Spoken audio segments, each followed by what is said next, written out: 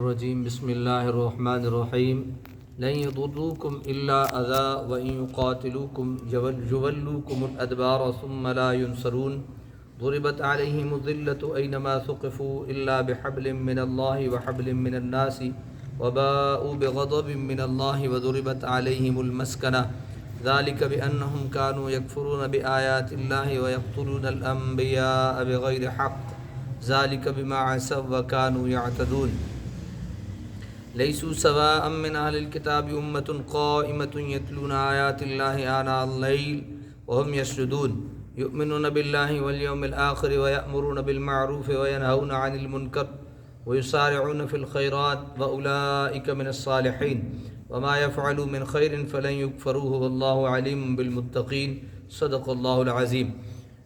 111 سے لے کر 115 نمبر آیت تک آج انشاءاللہ ہم پڑھیں گے۔ لن يضروكم الا اذى، کچھ نہ بگاڑ سکیں گے تمہارا سوائے ستانے کے، یعنی سوائے تنگ کرنے کے کچھ بھی نہیں بگاڑ سکیں گے۔ وَإِن يُقَاتِلُوكُمْ يُوَلُّوكُمُ الْأَدْبَارَ، اور اگر لڑیں گے تمہارے ساتھ تو پھیر دیں گے تمہاری طرف اپنی پیٹھیں اور بھاگ جائیں گے۔ ثُمَّ لَا يُنصَرُونَ، پھر ان کی امداد نہ کی جائے گی۔ ضُرِبَتْ عَلَيْهِمُ الذِّلَّةُ أَيْنَمَا ثُقِفُوا إِلَّا بِحَبْلٍ مِّنَ اللَّهِ، مسلط کر دی گئی ہے ان پر ذلت اور رسوائی جہاں کہیں یہ پائے گئے، سوائے اس کے کہ اللہ کے عہد سے، وحبل من الناس، یا لوگوں کے عہد سے کہیں پناہ مل جائے۔ وباءوا بغضب من اللہ، اور یہ مستحق ہو گئے غضب الہی کے۔ وضربت علیہم المسکنہ، اور مسلط کر دی گئی ان پر محتاجی۔ ذالک بانہم کانوا یکفرون بآیات اللہ ویقتلون الانبیاء بغیر حق، یہ اس لیے کہ وہ کفر کیا کرتے تھے اللہ کی آیتوں سے اور قتل کیا کرتے تھے انبیاء کو ناحق۔ ذالک بما عصوا وکانوا یعتدون، یہ بے باکی اس لیے تھی کہ وہ نافرمانی کرتے تھے اور سرکشی کیا کرتے تھے۔ لیسوا سواء من اہل الکتاب امۃ قائمۃ یتلون آیات اللہ آناء اللیل وہم یسجدون، سب یکساں نہیں اہل کتاب سے ایک گروہ حق پر قائم ہے، یہ تلاوت کرتے ہیں اللہ کی آیتوں کی رات کے اوقات میں اور وہ سجدے کرتے ہیں۔ یؤمنون باللہ، ایمان رکھتے ہیں اللہ پر، والیوم الآخر، روز آخرت پر، ویأمرون بالمعروف، اور حکم دیتے ہیں بھلائی کا، وینہون عن المنکر، اور منع کرتے ہیں برائی سے، ویسارعون فی الخیرات، اور جلدی کرتے ہیں نیکیوں میں، واولئک من الصالحین، یہ لوگ نیکوکاروں میں سے ہیں۔ وما یفعلوا من خیر، اور جو یہ کریں گے نیک کام سے، فلن یکفروا، ہرگز انکار نہ کیا جائے گا اس کار خیر کا۔ واللہ علیم بالمتقین، اللہ جاننے والا ہے پرہیزگاروں کو، اللہ جاننے والا ہے پرہیزگاروں کو۔ یثرب کے یہودی بڑے اثر و نفوذ کے مالک تھے، ان کے پاس نہ دولت کی کمی تھی نہ سامان جنگ کی، ان میں بڑے جنگ آزما بہادر بھی تھے۔ انہوں نے یثرب اور اس کے ارد گرد دور دور تک قلعے اور گڑیاں بھی بنا رکھی تھیں، یہاں تک کہ خیبر کی دور دراز آبادی میں بھی ان کے کئی مستحق قلعے تھے۔ نیز ان کی زندگی کی سب سے بڑی آرزو بھی یہ تھی کہ وہ غریب الوطن، بے سر و ساما، مٹھی بھر مسلمانوں کو مٹا کر رکھ دیں۔ اللہ تعالیٰ اپنے محبوب اکرم صلی اللہ علیہ وسلم اور صحابہ کو واضح طور پر بتا رہے ہیں کہ یہود بئیں ہمہ قوت و سطوت کبھی تم پر غالب نہیں آ سکتے، زیادہ سے زیادہ وہ یہ کر سکتے ہیں کہ زبان درازی، فتنہ ترازی، بہتان تراشی سے تمہارے دلوں کو دکھ پہنچا لیا کریں، اور اگر انہوں نے دل کڑا کر میدان جنگ میں آنے کی کبھی ہمت کی تو پھر شکست کھا کر پاؤں سر پر رکھ کر بھاگیں گے۔ دنیا نے دیکھا اگرچہ ظاہری حالات ناموافق تھے، لیکن قرآن نے جو پیشین گوئی فرمائی وہ پوری کی پوری ہو کر رہی۔ سمجھے آپ؟ یعنی اللہ کے نبی صلی اللہ تعالی علیہ وسلم فرما رہے ہیں کہ یہودی جو ہیں وہ اپنی دولت کے بل بوتے پر، کس کے بل بوتے پر؟ بڑے امیر تھے۔ موجودہ دور میں تو جس کی کوٹھی بڑی ہو، گاڑی بڑی ہو، وہ امیر زیادہ سمجھا جاتا ہے۔ تو اس زمانے میں جس کے قلعے بہت بڑے بڑے ہوتے تھے، بہت بڑے بڑے، یعنی ان کے پہاڑوں میں ایک ایسا رہن سہن کا طریقہ تھا ان کا، یا ان کی مکمل جنگوں کی ایک تیاری کا انداز تھا، تو ان کو وہ امیر تر سمجھا جایا کرتا تھا۔ تو اللہ تعالیٰ نے بھی ارشاد فرمایا اور اللہ تعالیٰ نے پیشین گوئی فرمائی، فرمایا لن یضروکم الا اذی، وہ تمہارا کوئی نقصان نہیں دے سکتے سوائے، ذرا دیکھیں نا اسرائیل کو اللہ تعالیٰ نے کیسے، وہ اندازہ لگا سکتی تھی قوم ہماری، کتنا مارا، مار مار کے ان کا ستیہ ناش کر دیا، لیکن جب پلٹے اور اللہ تعالیٰ نے اسلام کو اور غیرت مند مومنوں کو دوبارہ سے وہ قوت بخشی تو ان کا ایسا ستیہ ناش کیا کہ انہیں پتہ ہی نہیں چلتا تھا یہ آ کہاں سے رہے ہیں، یہ آ کہاں سے رہے ہیں، اور تباہ و برباد کر کے انہیں رکھ دیا۔ تو اس لیے اللہ تعالیٰ جو ہے وہ کسی کی دولت کے بل بوتے پہ اس کو فتح نہیں دیتا، یہ قوت اور غیرت جو ہوتی ہے اصل میں غیرت کے بل بوتے پہ انسان کو اللہ تعالیٰ فتح عطا کرتا ہے۔ تو یہاں سے ہی بتایا، فرمایا کہ یہ تمہیں گالیاں گلوچ کر لیں گے یہودی، یہ تمہارے اوپر بہتان ترازیاں کر لیں گے، لیکن فتح انہیں نہیں ہوگی، فتح اللہ تعالیٰ تمہیں ہی عطا کرے گا۔ وَإِن يُقَاتِلُوكُمْ، اگرچہ یہ کیا کریں گے تمہارے ساتھ جو ہے وہ قتل کریں گے، تمہارے ساتھ جہاد کریں گے، لڑائی کریں گے، يُوَلُّوكُمُ الْأَدْبَارَ، لیکن شکست یعنی پیٹھ دکھانا، فلاں پیٹھ دکھا گیا ہے، فلاں کیا ہے، پیٹھ دکھا گیا، اس کا مطلب ہوتا ہے بھاگ گیا ہے، فلاں کیا ہے، بھاگ گیا ہے، فرمایا یہ پیٹھ دکھا کے بھاگ جائیں گے، ثم لا ينصرون، پھر ان کی مدد نہیں کی جائے گی جب یہ پیٹھ دکھا کے بھاگ جائیں گے۔ آگے ارشاد فرمایا ضربت علیہم الذلہ، مسلط کر دی گئی ہے ان پر ذلت اور رسوائی۔ اس پر مفصل حاشیہ سورہ بقرہ کی آیت نمبر 61 میں گزر چکا ہے، یہاں ذلت اور مسکنت کے الفاظ علیہم الذلہ، ذلہ کے جو الفاظ ہیں نا اس پہ جو ہے کچھ تھوڑی بحث کی جائے گی۔ یہاں ذلت اور مسکنت کے الفاظ کی ذرا توضیح مقصود ہے۔ بسا اوقات انسان اس قدر شکستہ خاطر اور افسردہ دل ہو جاتا ہے کہ وہ اپنے آپ کو بالکل بے بس اور فروتر سمجھنے لگ جاتا ہے، اس کی عزت نفس دم توڑ دیتی ہے، وہ دولت کی کثرت کے باوجود اپنے کو فقیر اور جاہ و منصب کے ہوتے ہوئے اپنے کو حقیر سمجھتا ہے۔ اس حالت کو عربی میں مسکنت کہتے ہیں۔ ضربت علیہم الذلۃ والمسکنہ، ضربت علیہم الذلۃ والمسکنہ، یعنی سب کچھ ہوتے ہوئے بھی انسان بے بس ہو، عہدہ ہو لیکن اندر اندر سے ٹوٹا ہوا ہو، مال و دولت ہو لیکن اندر جو ہے وہ بالکل اس کی حالت کوئی نہ ہو، تو اس کو عربی میں کیا کہتے ہیں، مسکنہ کہتے ہیں۔ اور اگر کوئی جابر کسی کی دولت چھین لے اور اسے ذلیل و رسوا کر دے تو اسے ذلت کہتے ہیں۔ ذلت کسے کہتے ہیں، دہرا سکتے ہیں آپ، اگر کوئی ڈاڈا شخص کیا کر لے، جابر شخص کیا کر لے، کسی کی دولت چھین لے تو اس کو کیا کہتے ہیں، ذلت کہتے ہیں، یعنی دولت چھین کے اسے ذلیل بھی کر دے تو اس کو کیا کہتے ہیں، ذلت کہتے ہیں۔ یہ دونوں ضربت علیہم الذلہ والمسکنہ، ان پر مسکنہ بھی جو ہے وہ دے دی گئی اور ذلت بھی دے دی گئی۔ تو مسکنہ اس سے پہلے آپ نے سن لیا کہ سب کچھ ہوتے ہوئے بھی، یعنی دولت تو ان کے پاس تھوڑی تھی یہودیوں کے پاس، یا اب جو حالات ہو رہے ہیں ان کے پاس کیا دولت نہیں ہے اس وجہ سے ہو رہے ہیں، نہ دولت بھی ہے، سب کچھ ہے، ایک عہدہ بھی ہے، اسرائیل ایک بڑا نام ہے کہ جناب اسرائیل ایک وقت جو ہے وہ حلال ہوتی تھی، لیکن اللہ تعالیٰ نے کیسے انہیں جو ہے ان کا ستیہ ناش کیا۔ یہود کو ان کے گناہوں کی پاداش میں دو قسم کی سزائیں دی گئیں۔ یہودیوں کو جو وہ گناہ کرتے تھے کتنی سزائیں دی گئیں، دو۔ ایک تو یہ کہ ان کو عزت نفس سے محروم کر دیا گیا، وہ کروڑ پتی ہوئے بھی ایک ایک پائی کے لیے جان دے دیتے ہیں اور ایسی رذیل و حقیر حرکتیں خوشی خوشی کرتے ہیں جن کو کوئی باغیرت اور باہمیت انسان دیکھنا تک گوارا نہیں کر سکتا۔ سمجھ آ گئی نا جی؟ یعنی ایک تو نے کیا کر دیا، اور یاد رکھیے جو بندہ گناہ زیادہ کرتا ہے نا اللہ اسے ذلیل کر کے رکھ دیتا ہے، اس کی معاشرے میں کوئی وقت اور اہمیت نہیں رہتی، اس کا نام ہی مٹ جاتا ہے۔ یہ جو اللہ تعالیٰ ہمیں کچھ تھوڑا بہت قائم و دائم کیے ہوئے ہے، اس کی وجہ یہ نہیں کہ ہم بہت بڑے نیک اور بہت اچھے ہیں، ہم کبھی کبھی اللہ کی بارگاہ میں آتے جاتے رہتے ہیں، تو اللہ اس آنے جانے کا بھرم رکھتا ہے، اللہ اس آنے جانے کا بھرم رکھتا ہے، اور اللہ تعالیٰ ہمارا یہ بھرم تا قیام قیامت رکھے۔ علامہ قرطبی لکھتے ہیں کہ اس کلام میں ان یعتصم آ گیا ہے نا، اللہ بحبل من اللہ وحبل من الناس وباءوا بغضب من اللہ وضربت علیہم المسکنہ، یہ مسکنہ آگے آ گیا نا، ذلہ پہلے آ گیا، مسکنہ آگے آ گیا، یعنی ان پر ذلت و رسوائی ہے جہاں کہیں یہ پائے گئے، سوائے اس کے کہ جو اللہ کے ساتھ ان کا عہد ہے یا جو لوگوں کے ساتھ ان کا عہد ہے کہ وہ انہیں پناہ دیں گے۔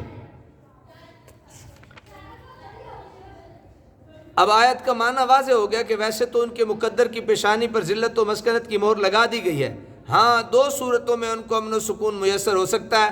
ایک صورت تو یہ کہ اللہ کے عہد میں داخل ہو جائے، ایک یہ کہ اللہ کے عہد میں داخل ہو جائے، اور اس کی ایک تفسیر تو یہ کی گئی ہے کہ اسلام قبول کر لیں، یعنی اللہ کا عہد یہی ہے کہ اسلام قبول کر لیں، اور دوسری تفسیر یہ کی گئی ہے کہ مملکت اسلامیہ کے پرامن شہری بن جائیں، ملک میں داخل ہو جائیں جہاں امن اور امان ہے، پھر ان کے حقوق، ان کی عزت و ناموس، ان کی جان و مال کی پوری حفاظت کی جائے گی، اور وہ تمام رعایتیں جو ایک مسلمان کو حاصل ہیں وہ ان کو بھی حاصل ہوں گی۔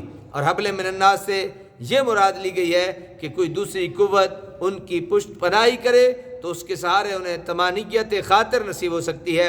اہل نظر سے مخفی نہیں کہ قلب اسلام میں اسرائیلی حکومت کا قیام یہود کا اپنا کارنامہ نہیں بلکہ مغربی سیاست کی ایک سازش ہے جو مسلمانوں سے زیادہ اسلام کے خلاف کی گئی۔ اسرائیلی حکومت کی بقا کا انحصار یورپ و امریکہ کی امداد پر ہے۔ سن لیے جی، اگر وہ دستکش ہو جائیں تو یہ ریاست اپنی موت آپ مر جائے۔ یہ ایک غم انگیز اور ہوش ربا حقیقت ہے کہ اگر شرق اوسط کے مسلمان فرما روا باہمی رقابت کا شکار نہ ہوتے اور مجاہدین اسلام سے غدر نہ کرتے تو یہ ریاست دنیا کے نقشے پر موجود ہی نہ ہوتی، لیکن اب شرق اوسط کے سیاسی مطلب پر ایسے مردان کار رونما ہو چکے ہیں جن سے بجا طور پر توقع کی جا سکتی ہے کہ وہ توفیقی ہی اس زقوم کے درخت کو ایک روز جڑ سے اکھیڑ پھینکیں گے۔ کیسا ایک اللہ کا نظام ہے۔ جب میلاد کی بات آئی تو ان دنوں ہماری میلاد کی آیت آ گئی، اور اب جب یہ آئی تو اب یہ آیت آ گئی۔ ذرا توجہ فرمایا نا کہ جب اسرائیل کے حوالے سے بندے پریشان ہیں اور بڑے مغموم ہیں تو ہمارے لیے سننے کے لیے یہ بات بھی آ گئی کہ کوئی وجہ نہیں، یہ اگر اتنا فن خان بنا ہوا ہے تو یورپ و امریکہ کے سر پہ بنا ہوا ہے، وہ اس کو ایڈ دیتے ہیں، اور اگر وہ اس سے ہاتھ اٹھا لیں تو اب ہمیں سمجھنا چاہیے، ہمیں یہ عقل حاصل کر لینی چاہیے کہ ہم یورپ و امریکہ کو اپنا دوست اور ساتھی اور بھائی کیوں بنانے کے لیے تیار ہیں۔ دیکھیں نا تکلیف کس کو ہوتی ہے جسے کانٹا پتہ ان فلسطینیوں کا ہے جن کے بچوں کو بے دردی سے مارا جاتا ہے۔ آپ حیران رہ جائیں گے میں چھوٹی سی ایک بات عرض کروں، ہمارے دوست ہیں وہ الازہر تھے، یہ جو اس سے پہلے والا ایک دفعہ جھڑپیں شروع ہوئی تھی تو وہ الازہر میں پڑھ رہے تھے، تو انہوں نے الازہر میں نا صرف فلسطین کا جھنڈا اٹھا لیا۔ الازہر مصر اسلامی ملک ہے، حالت میں آپ کو اسلامی ممالک بتا رہا ہوں، صرف جھنڈا اٹھا لیا۔ یقین مانے ان کے لیے وہاں رہنا مشکل ہو گیا۔ پھر جہاں آئے تو ہمیں یہ خطرہ تھا کہ کہیں ایسا نہ ہو یہ ان کو ایئرپورٹ سے باہر نہ آنے دیں، پھر ہم نے ان کا پورا ایئرپورٹ سے باہر آنے کا ان کے آنے سے پہلے بندوبست کیا، تب وہ باہر آئے۔ قصور کیا تھا؟ فلسطین کا صرف جھنڈا اٹھایا، کوئی پروٹیکٹ نہیں تھا، کوئی احتجاج نہیں تھا، کچھ بھی نہیں تھا، صرف جھنڈا اٹھایا، اور وہاں ان کے لیے مصر میں جو اسلامی ملک ہے وہاں رہنا۔ تو پھر حضرت پیر صاحب نے یہی بات لکھی ہے کہ اگر یہ سارے شرق اوسط والے جتنے بھی ہیں یہ اکٹھے ہو جائیں، ایک غیرت کر لیں، یہ سارے جتنے بھی فرما روا ہیں، تو یہ اسرائیل تو کچھ ہے ہی نہیں، یہ تو صرف یورپ و امریکہ کی مدد کے سر پہ جو ہے وہ آج اتنا اس کا نام و نشان ہے۔ دعا کیا کریں اپنے مسلمانوں کے لیے، کیا کیا کریں؟ دعا کیا کریں اپنے مسلمان بھائیوں کے لیے، اللہ تعالیٰ انہیں اور فتح و نصرت و کامیابی عطا فرمائے۔ اور یہی ایک ایمان والے کی علامت ہے کہ ایمان والا اپنے دوسرے مومن بھائی کے لیے کیا کرتا ہے؟ دعا بھی کرتا ہے اور اس کے لیے تڑپ بھی اپنے وجود میں رکھتا ہے۔ میں بڑا حیران ہوں کہ کیسے اللہ تبارک و تعالیٰ، اسی کا نام قرآن ہے، اسی کا نام قرآن ہے، جہاں ہمیں ضرورت پڑتی ہے قرآن ہماری رہنمائی کرتا ہے اور مدد کرتا ہے۔ اس دن جو میلاد کے حوالے سے ہم نے سماعت کیا تو سونے پہ سہاگا ہو گیا۔ آج جب یہ ایک دکھ گھڑی جو ہے وہ ہمارے اوپر ایک دکھ کی گھڑی ہے، آن پہنچی ہے، تو ان پیارے پیارے جملے نے ہماری ڈھارس بندھائی ہے کہ وجہ یہ ہے کہ اگر وہ نہ کریں اور ہم اکٹھے ہو جائیں اور متحد ہو جائیں. میں نے آپ کو اس میں سے ایک مثال ادنا سی دی ہے، نہ احتجاج کیا، نہ اسرائیل کو گالی گلوچ دی، صرف فلسطین کا جھنڈا اٹھایا. الازہر میں پڑھتے تھے، طالب علم تھے، صرف جھنڈا اٹھایا اور جناب ان کے لیے وہاں رہنا مشکل ہو گیا.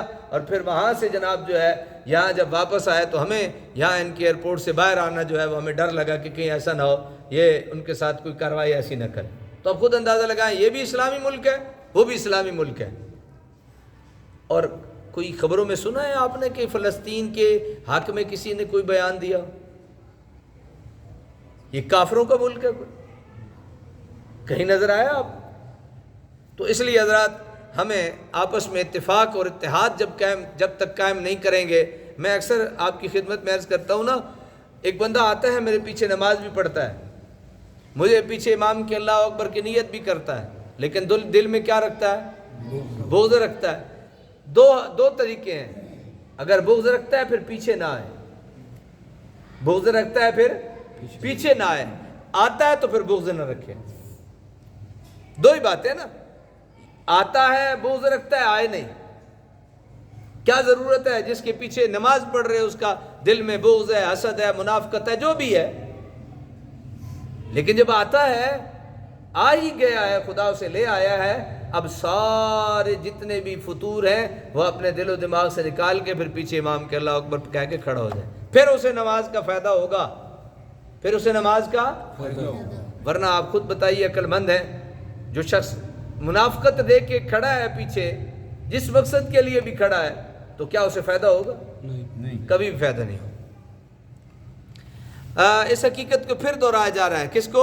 لیسو سوا، سب یکساں نہیں ہیں، بلکہ نہیں، اس سے پہلے ہے ذالک بانہم کانوا یکفرون، یہ اس لیے کہ وہ کفر کیا کرتے تھے. اس حقیقت کو پھر دہرایا گیا کہ یہ پھٹکار ان پر بلا وجہ نہیں پڑی، یہ جو ذلت رسوائی یہ بلا وجہ نہیں پڑی ان پہ. ذالک بانہم کانوا یکفرون، یہ اس وجہ سے پڑی کہ وہ کفر کیا کرتے تھے، انکار کیا کرتے تھے. یہ ان کے جرم کی یہ سزا تھی کہ وہ کیا کیا کرتے تھے؟ انکار کیا کرتے تھے. اسے آگے آئی، لیسو سوان، سب یکساں نہیں، من اہل الکتاب، اہل کتاب میں سے ایک گروہ، امت قائمت، حق پر قائم ہے، یتلون آیات اللہ، یعنی سارے اہل کتاب کا یہ حال نہیں.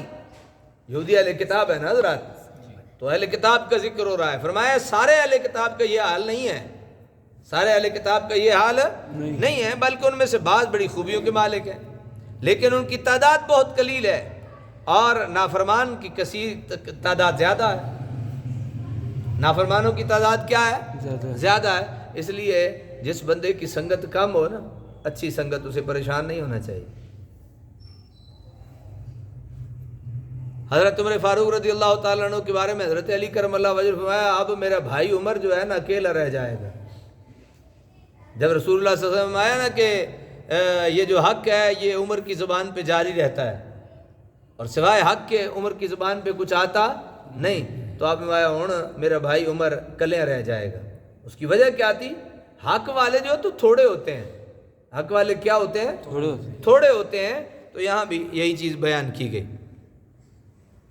اب ان حق والوں کی علامتیں، جو سچ والے ہیں، ان کی علامتیں ذرا سن لیجئے تاکہ ہم بھی اپنے اندر یہ پیدا کرنے کی کوشش کریں. کیا کیا؟ یتلون آیات اللہ آناء اللیل، یہ تلاوت کرتے ہیں اللہ کی آیتوں کی رات کے اوقات میں. تو ہم کس وقت میں بیٹھے تلاوت کر رہے ہیں؟ رات. سبحان اللہ کہیے ذرا. سبحان اللہ. ہے نا فائدہ؟ آج ہم ویلکم کہتے ہیں ندیم صاحب کو اور دیگر اپنے دوستوں کو، مسعود صاحب کو بھی ویلکم کہتے ہیں، باقی چہرے ہمارے پرانے ہیں.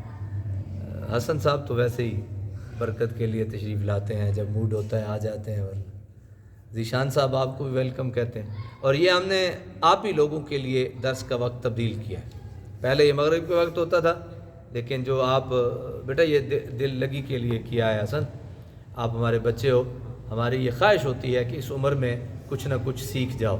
بیٹا یہ باتیں گھر میں نہیں سیکھی جا سکتی. یہ باتیں موبائل پہ مجھے کل پہلا زندگی میں ایک بندہ ملا ہے، کل یا پرسوں میرے خیال میں، تو وہ کہہ رہا تھا کہ میں نے موبائل کو رکھ دیا ہے، یہ اینڈرائڈ موبائل کو میں استعمال نہیں کرتا، میں سے نفرت کرتا ہوں. میں کہ جی کیا ہوا ہے؟ کہتا جی جب سے میں نے کچھ عرصہ میں نے موبائل رکھا ہے، نہ میں مطالعہ کر سکتا تھا، نہ میں وظائف پڑھ سکتا تھا، نہ کوئی اور. کبھی اوپر لے کے جا رہا ہوں، کبھی نیچے، کبھی اوپر کبھی نیچے. بس میرا سفر اوپر جاتا تھا وہ لڈو کے سانپ کی طرح مجھے نیچے پھینک دیتا تھا، پھر اوپر جاتا تھا پھر وہ سانپ کی طرح مجھے نیچے پھینک دیتا تھا. تو میں نے اس کو جو ہے وہ رکھ دیا ہے اور مجھے کوئی پتہ نہیں ہوتا. میں نے ان سے نا واٹس ایپ نمبر مانگا تو مجھے پھر انہوں نے یہ سٹوری سنائی. تو پہلی تو چیز یہ ہے کہ بیٹا اس سے نفرت شروع کر دو. کون سا ہمارا جو ہے وہ اس کے بغیر نظام نہیں چل رہا. اللہ تعالیٰ ہمیں ہدایت دے اور مجھے بھی اللہ تعالیٰ توفیق دے. میں بھی انشاءاللہ اس کی پوری کوشش کل سے میں نے ارادہ کر لیا ہے کہ میں اس سے جان چھڑانے کا جو ہے جتنا بھی مجھ سے ہو سکا میں اس سے انشاءاللہ. لیکن ہمارے کچھ ایسی مجبوریاں ہوتی ہیں، کچھ ایسے معاملات ہوتے ہیں جو اب دیکھنے پڑتے ہیں، لیکن اس کو اب میں اس کو بالکل محدود انشاءاللہ کوشش کروں. اب ذرا وہ سن لیجئے. پہلی چیز الحمدللہ ہم نے اس کا آغاز کر لیا اور یہ رات ہے. یہ کیا ہے؟ یہ رات ہے. تو وہ رات کو کیا کرتے ہیں؟ یتلون آیات اللہ آنا اللیل. وہ رات کے اوقات میں نا اللہ کی آیتوں کی تلاوت کرتے ہیں. کہ سبحان اللہ شاہ سبحان اللہ. وہم یسجدون. وہ سجدہ بھی کرتے ہیں. نماز ہم نے پڑھی ہے نا عشاء کی، سجدے بھی آئے ہیں نا اس میں. تو یہ کون سی نماز تھی؟ دن کی کہ رات کی؟ الحمدللہ. دو باتیں پوری ہو گئیں. اب تیسری، یؤمنون باللہ والیوم الآخر. اور اللہ پر اور آخرت پر ایمان بھی رکھتے ہیں. ہمارا ایمان ہے نا اللہ پہ، سب کچھ اللہ ہی کرتا ہے، سب کچھ اللہ ہی کرے. بس اس کو پکا کر لیں. ایمان ہے، بس اس کو کیا کر لیں؟ پکا کر لیں. والیوم الآخر. اور وہ آخرت پر بھی ایمان رکھتے ہیں کہ ہم نے مرنا ہے اور مر کے ہم نے جواب دے ہونا ہے. پھر وَيَأْمُرُونَ بِالْمَعْرُوفِ. نیکی کا حکم بھی دیتے ہیں اور ہم دے رہے ہیں نہیں. تو گھر آپ جائیں گے تو جناب آپ اپنی اہلیہ کو اپنے بچوں کو بٹھا کے قرآن کا یہی جناب سنائیں تو آپ بھی اس میں شامل ہو جائیں گے. وَيَأْمُرُونَ بِالْمَعْرُوفِ وَيَنْهَوْنَ عَنِ الْمُنْكَرِ. اور اگلا ان کا کمال یہ ہوتا ہے کہ وہ برائی سے روکتے ہیں. میں نے آپ کو نیکی کا حکم بھی دیا اور موبائل والی برائی سے روکا بھی. تو وَيُسَارِعُونَ فِي الْخَيْرَاتِ. لطیفہ بھی سناتا ہوں آپ کو میں بڑا مزے کا. وَيُسَارِعُونَ فِي الْخَيْرَاتِ. اور جلدی کرتے ہیں نیکیوں میں. بس یہ رہ گیا ہے، یہ رہ گیا ہے. ہم میں سے ہر ایک کوشش کرے جب جاب پہ ہو تو وہاں نہیں، جب گھر پہ ہو تو ہم میں سے ہر ایک کے ہاتھ پہ گھڑی نہیں تو موبائل پہ گھڑی ہے. ہم میں سے ہر ایک یہ کوشش کرے کہ اگر نماز 7:30 ہے اور اذان 7:15 ہے تو ہم میں سے ہر ایک کوشش کرے وہ 7 بجے مسجد میں آ کے بیٹھ جائے. وَيُسَارِعُونَ فِي الْخَيْرَاتِ. اور اگر کوئی نیکی کے راستے پہ، میں اپنے چند دوستوں کا جن میں ایک دوست یہاں تشریف فرما ہے، ایک دو، میں ان کا شکریہ ادا کرتا ہوں. میں جب بھی نیکی کے لیے انہیں میں نے دعوت دی ہے نا، انہوں نے میرا بھرم رکھا ہے اور انکار نہیں کیا. اور ہر ایک کو میں کہتا نہیں، ہر ایک کو میں کہتا بھی نہیں اور عادت بھی نہیں. اور اگر کوئی خدا نہ خواستہ مجھے انکار کر دے پھر اس کو دوسری دفعہ کہتا بھی نہیں. وہ میں یہ عرض کرتا ہوں وَأُولَٰئِكَ مِنَ الصَّالِحِينَ. اور یہ وہ لوگ ہیں جو نیکوکاروں میں سے ہیں. وَمَا يَفْعَلُوا مِنْ خَيْرٍ. جو یہ کریں گے نیکی کے کاموں میں سے فَلَن يُكْفَرُوا. تو ہرگز انکار نہ کیا جائے گا. وَاللَّهُ عَلِيمٌ بِالْمُتَّقِينَ. اللہ تعالیٰ جاننے والا ہے پرہیزگاروں کو.